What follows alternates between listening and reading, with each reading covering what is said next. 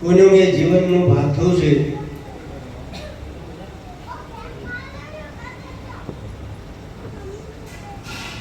જેમ સાપને નોળીઓ બાંધતા હોય અને બાંધતા બાંધતા જો સાપ નોળી અને બટકું ભરી લે તો એનું ઝેર એને ચડતું હોય છે.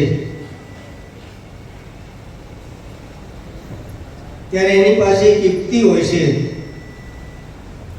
કે નોળીઓ દોડતો દોડતો જઈ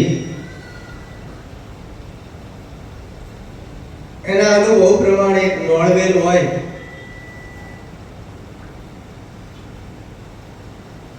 એ સૂંઘી એનો આહાર કરે અને પાછું ઝેર ઉતરી જાય અને પાછો સાપ સાથે મુકાબલો કરવા માટે તત્પર થઈ છે.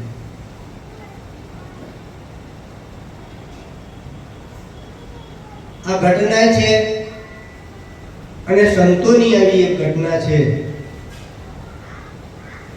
કે સંસારી લોકો જ્યારે સંતોને હેરાન પરેશાન કરે, નિંદા ટીકા કરે, એની ઉપર આરોપ લગાવે કે શંકા કુશંકા થાય ત્યારે એમને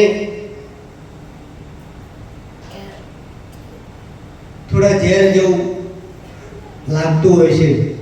પણ ખેર સંત સદગુરુ શું કરે કે સદગુરુ ભગવાને આપેલો મહામંત્રનું સ્મરણ અહોનિશ ચાલુ કરી દે અને અહોનિશ મંત્ર ચાલુ કરી દે એટલે એનામાં આવતો ક્રોધ,